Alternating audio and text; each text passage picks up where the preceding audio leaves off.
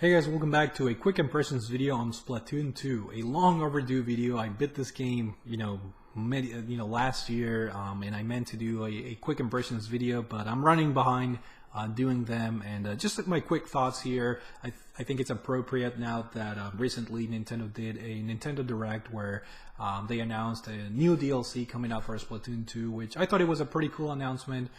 Considering is a single player DLC, which is a component that I enjoyed a lot about not only Splatoon 2 but the first Splatoon game as well on the Nintendo Wii U. I thought the single player modes were very entertaining, perhaps not worth of the $60 asking price point. I think the obviously the meat and potatoes of both Splatoon 1 and Splatoon 2 is the online multiplayer mode. But unfortunately, that's where things get a little bit disappointing for me.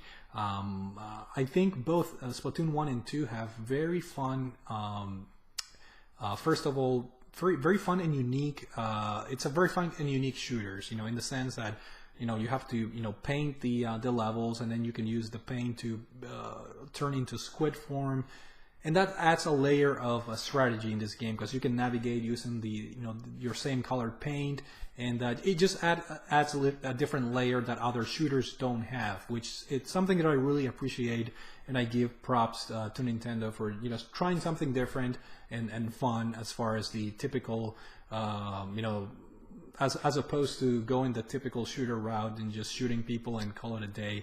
I think the whole paint mechanics in both Splatoon 1 and 2 are very fun and part of the I guess the appeal of these games. But there are a lot of annoying things that I thought they were going to be corrected in this second Splatoon game from based on the first one, and they were not.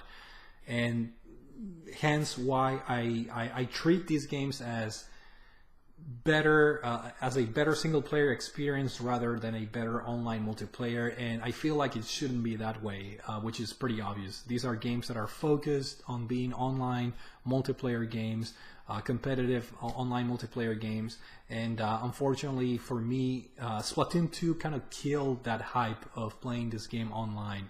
And I'll just go right ahead and say the number one thing that I really hate about this game is the fact that you cannot change the weapon loadouts. At least when I was playing this game, I don't know if maybe there's a patch out there now, but I don't think there is.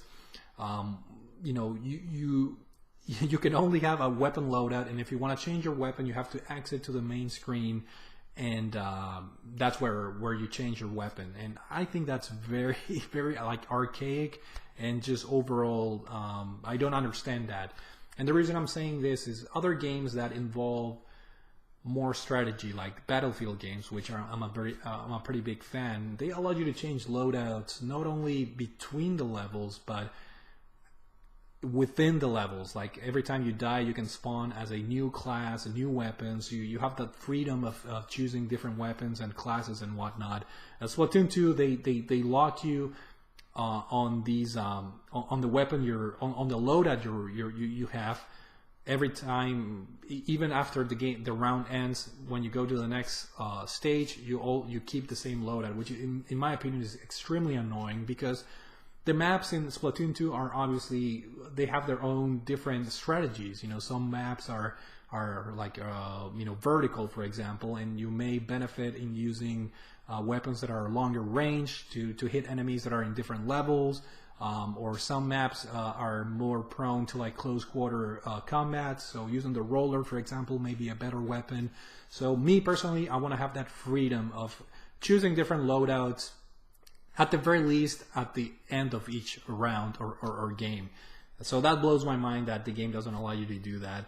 The second thing is the pretty horrible matchmaking. I don't know if that's been fixed, but when I played this game, a couple months, I bought it on day one and played it with friends here, especially 22 here on YouTube.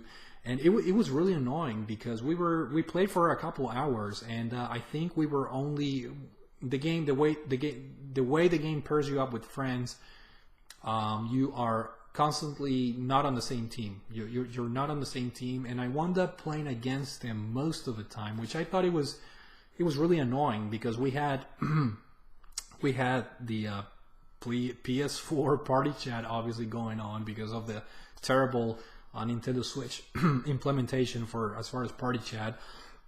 But we had a headset and we were communicating, but 80% of the rounds that we played together, he was on the opposite team, so it was mostly like I can't really communicate anything to him because there's no point, right? I don't want to reveal where I am or anything like that. And yeah, you want to be able to play and cooperate and have that team experience. But like I said, we only played together for like 20% of the rounds, and 80% it was me against him. So, and the matchmaking is just terrible. I feel like a lot of the times, you get, if you're a lower level, you get placed with lower level people, and then the higher level people get placed with higher level people, and then you wind up getting destroyed. So, which is not fun, obviously. So those two are two huge gripes that I have as far as the online multiplayer, and I think it's really strange that Nintendo has not fixed those two things. And another thing that sours my experience with this game is just overall booting the game up. You have to go through like this. It's not even a loading screen. It's like the information screen with the two like squid girls or whatever, letting you know important information such as the levels that are being played. But if I want to skip that, give me that option of skipping that. I may not be really interested in what the two current levels being offered are, and you have the option to fast forward the dialogue, but not skipping the dialogue altogether, which to me doesn't make sense. Just give me that option of skipping that entirely. Again, I have not played this game in a couple of months, so maybe there is a patch, but I really doubt it. That was one of the main critiques that this game received from fans. Having to go through that opening screen is just mind-blowing. And it's not like it's just 2 or 3 text boxes of dialogue. You have to go through like a lot of information. Even if you fast forward, it takes a couple or several seconds actually to finally boot the game up and start playing the game.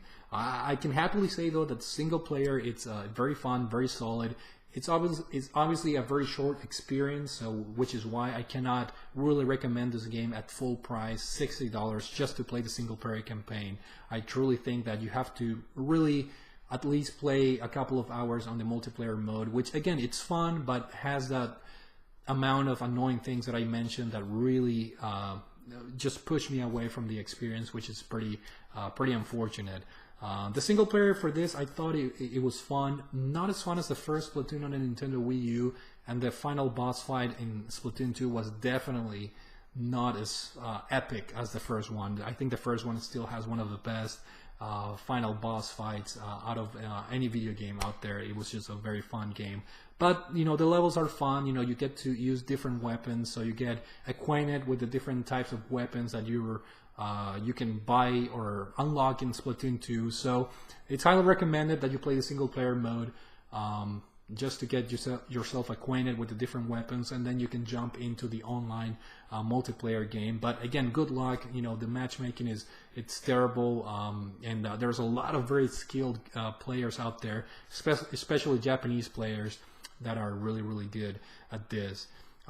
In terms of graphics, I think the game retains the same graphics from the Wii U version, a little bit more polished, a little bit more colorful, and a little bit more detailed, but nothing like mind-blowing. I think Splatoon 2 looks very similar to the first Splatoon, which is not a bad thing. It's a very colorful game, very pleasant to look at, very interesting art direction. So I truly think that Nintendo hit a home run with this new IP, and I just feel a little bit disappointed because I think this has a lot more potential to become a more fun game if Nintendo manages to just polish and tweak certain annoying things that are plaguing the online. But it's definitely an issue that me personally have, because there's tons of people out there. This is a very popular game that a lot of people or thousands of people are playing every night, and obviously the beefs that I have with this game are not particularly shared with other people out there, but I truly think that Nintendo can tweak this game to have a better and more pleasant and more fun online multiplayer experience.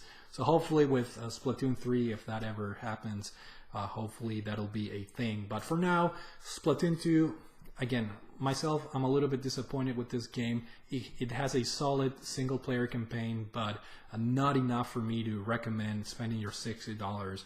The good news is that there's new DLC coming up, which it kind of sucks because it's a $20 DLC, and it's a single player campaign. So for me to fully enjoy, I guess, the single player content, it'll be $60 for the price of the game plus 20. That's like $80. That's a little bit overkill, but I may end up getting the single player campaign just because I really enjoyed playing these games. They're short, fun, and sweet.